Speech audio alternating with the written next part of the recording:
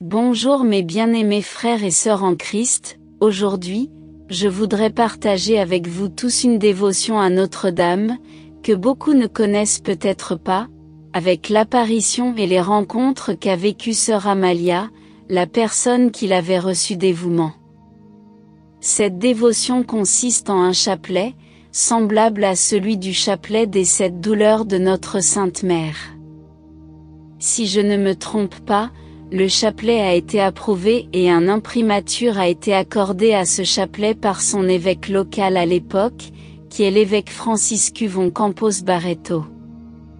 D'après ce que je sais, l'apparition n'a pas été formellement déclarée digne de foi par les évêques archevêques de Campina, mais selon le site web, Miracle Hunter, elle est classée comme approuvée pour l'expression de la foi. Par conséquent, veuillez prendre un moment pour partager cette vidéo avec d'autres, car nous espérons que cette vidéo atteindra le plus de personnes possible, pour la conversion des pécheurs et le salut des âmes. Demandons maintenant humblement au très Saint-Esprit de nous guider de toutes les manières, y compris le discernement du contenu de cette vidéo. Quant à Dieu, tout est possible. Et avec confiance et amour, veuillez vous joindre à moi et dire: Viens Esprit Saint, remplis le cœur de tes fidèles et allume en eux le feu de ton amour. Envoie ton esprit et ils seront créés. Et tu renouvelleras la face de la terre. Ô Dieu, qui par la lumière du Saint-Esprit, avais instruit le cœur des fidèles, accordez que par le même Saint-Esprit nous soyons vraiment sages et que nous jouissions toujours de ses consolations, par le Christ notre Seigneur. Amen. Au nom du Père, et du Fils, et du Saint-Esprit. Amen.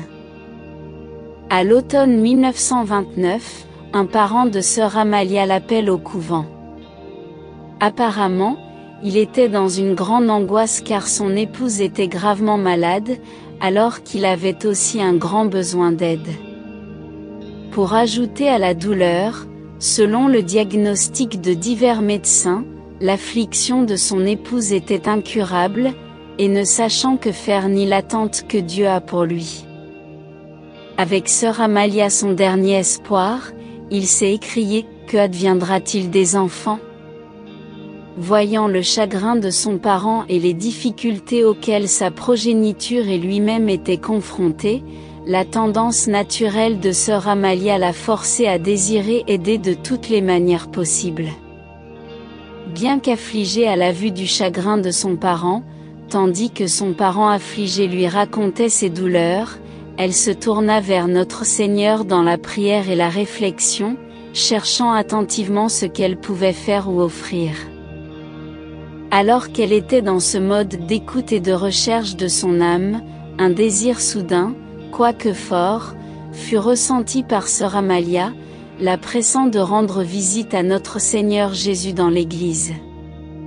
Lorsque la rencontre entre sœur Amalia et son parent s'est terminée, elle a répondu rapidement à cet appel.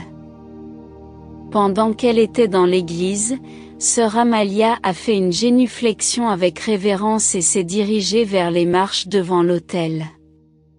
S'agenouillant et tendant les bras vers notre Seigneur Jésus-Christ dans le tabernacle, s'adressant à sa majesté en disant: S'il n'y a pas d'espoir pour la femme de Thé, alors je suis prêt à offrir ma vie pour la mère de la famille. Veux-tu que je fasse ? Répondant à sœur Amalia, notre Seigneur dit: Si vous voulez recevoir ces faveurs, demandez-le-moi pour les larmes de ma mère. En entendant la réponse de notre Seigneur, sœur Amalia a demandé: Comment dois-je prier ? Par cette réponse, notre Seigneur lui transmet alors les invocations suivantes.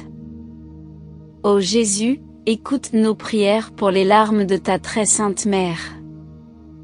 Ô Jésus, regarde les larmes de celui qui t'a le plus aimé sur la terre et qui t'aime le plus ardemment au ciel. Avec ces paroles, notre Seigneur dit alors: Ma fille, Tout ce que les gens me demanderont pour les larmes de ma mère, je le leur accorderai avec amour. Plus tard, ma mère remettra ce trésor à notre institut bien-aimé comme aimant de miséricorde. D'après les souvenirs de sœur Amalia, le 8 mars 1930. Alors qu'elle était agenouillée sur les marches de l'autel d'une chapelle, elle vit s'approcher d'elle une femme d'une beauté indescriptible. Toutes deux vêtues d'une robe violette et d'un manteau bleu, avec un voile blanc drapé sur ses épaules. Souriante, elle flottait dans les airs vers elle, tenant un chapelet dans ses mains, ses perles brillaient comme le soleil et étaient aussi blanches que la neige. Lors de cette rencontre, la femme a déclaré: « Mon fils veut m'honorer d'une manière spéciale à travers ses invocations, et ainsi, il accordera toutes les grâces qui sont implorées à cause de mes larmes. Ce chapelet pourvoira à la conversion de nombreux pécheurs, en particulier ceux possédés par le diable. » À l'Institut de Jésus crucifié est réservé un honneur particulier, c'est la conversion de nombreux membres d'une secte méchante à l'arbre fleuri de l'Église.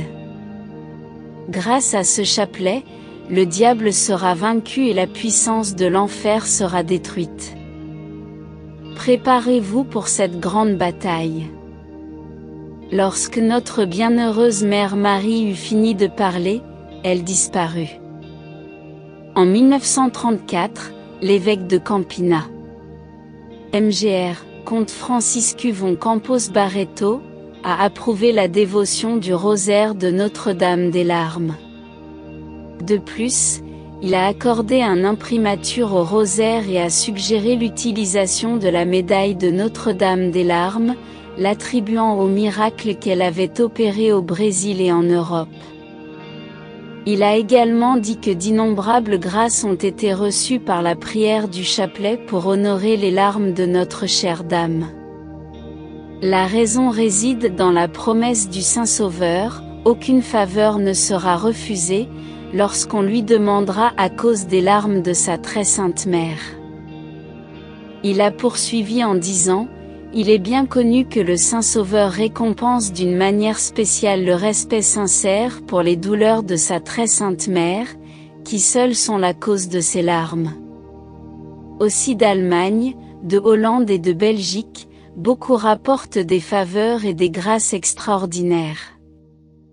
Il priait quotidiennement le chapelet de Notre-Dame des Larmes pendant 9 jours, recevait les saints sacrements et accomplissait des œuvres de miséricorde. Des religieux, nous comprenons que la prière de ce chapelet est une habitude très chère à laquelle ils attribuent des grâces extraordinaires. Pour cette raison, ils la prient quotidiennement souvent pour demander des grâces pour eux-mêmes et pour les autres, la conversion des pécheurs, des hérétiques et des athées, pour obtenir des grâces pour les prêtres et les missionnaires, pour aider les mourants et pour libérer les pauvres âmes du purgatoire. Une âme croyante et pieuse, pour qui le bien de la Sainte Église et l'honneur de Dieu tiennent à cœur, c'est sans direction spéciale ce qu'elle peut et obtiendra de notre gracieux Rédempteur par les larmes de sa très sainte mère. Lorsque le chagrin et la souffrance remplissent notre cœur, nous dirigeons nos pensées vers Dieu. Par les larmes de Marie, sa très sainte mère, nous adoucissons le cœur de Dieu, même s'il est toujours prêt à nous accorder bonté, grâce et bénédiction. À l'heure actuelle, nous semble-t-il, les larmes bénies de la mère de Jésus sont particulièrement puissantes pour gagner le cœur de Dieu. Le chapelet donné par la bienheureuse Vierge Marie à sœur Amalia est séparé en 7 parties par 7 grains plus gros, celui de la même couleur. Au total, il est composé de 49 perles blanches. Enfin, 3 petites perles et la médaille de Notre-Dame des Larmes sont attachées. La médaille est une nécessité lors de la prière du chapelet de Notre-Dame des Larmes, et comme elle a été révélée à sœur Amalia par Notre-Dame le 30 avril 1930, elle doit également être priée de la même manière. sur la médaille à Jésus, nous prions. Ô Jésus crucifié, nous tombons à vos pieds et vous offrons les larmes de celui qui, avec un profond amour compatissant, vous a accompagné sur votre douloureux chemin de croix. Ô bon Maître, accorde-nous de prendre à cœur les leçons que nous enseignent les larmes de ta très sainte Mère, afin que nous puissions accomplir ta sainte volonté sur la terre, afin que nous soyons dignes de te louer et de t'exalter au ciel pour l'éternité. Amen. À la place du Notre Père, et sur les 3 derniers grains. Ô Jésus, regarde les larmes de celui qui t'a le plus aimé sur la terre, et qui t'aime le plus ardemment au ciel. À la place de l'Ave Maria. Ô Jésus, écoutez nos prières, pour les larmes de votre très sainte Mère. Enfin, sur la médaille à Marie, prions. Ô Marie, Mère d'amour, de douleur et de miséricorde, nous vous supplions d'unir vos prières aux nôtres afin que Jésus, votre divin Fils, vers qui nous nous adressons, entende nos requêtes au nom de vos larmes maternelles, et nous accorde, non seulement les faveurs que nous demandons maintenant, mais la couronne de la vie éternelle. Amen. Au nom du Père, et du Fils, et du Saint-Esprit. Amen. Saint Michel Archange, défendez-nous dans le combat et soyez notre protecteur contre la méchanceté et les embûches du démon. Que Dieu lui commande, nous vous en supplions, et vous, prince de la milice céleste, par le pouvoir divin qui vous a été confié, précipitez au fond des enfers Satan et les autres esprits mauvais qui parcourent le monde pour la perte des âmes. Amen. Notre Père, qui es aux cieux, que ton nom soit sanctifié, que ton règne vienne, que ta volonté soit faite sur la terre comme au ciel. Donne-nous aujourd'hui notre pain de ce jour, pardonne-nous nos offenses, comme nous pardonnons aussi à ceux qui nous ont offensés, et ne nous laisse pas entrer en tentation, mais délivre-nous du mal. Amen. Je vous salue, Marie, pleine de grâce, le Seigneur est avec vous, vous êtes bénie entre toutes les femmes, et Jésus, le fruit de vos entrailles, est béni. Sainte Marie, Mère de Dieu, priez pour nous, pauvres pécheurs, maintenant, et à l'heure de notre mort. Amen. Gloire au Père et au Fils et au Saint-Esprit. Comme il était au commencement, maintenant et toujours, et dans les siècles des siècles. Amen. Au nom du Père, et du Fils, et du Saint-Esprit, Amen. Merci d'avoir regardé et que Dieu déverse une abondance de grâce et de bénédiction sur nous tous. Jusqu'à la prochaine fois, restez bénis et continuez à prier.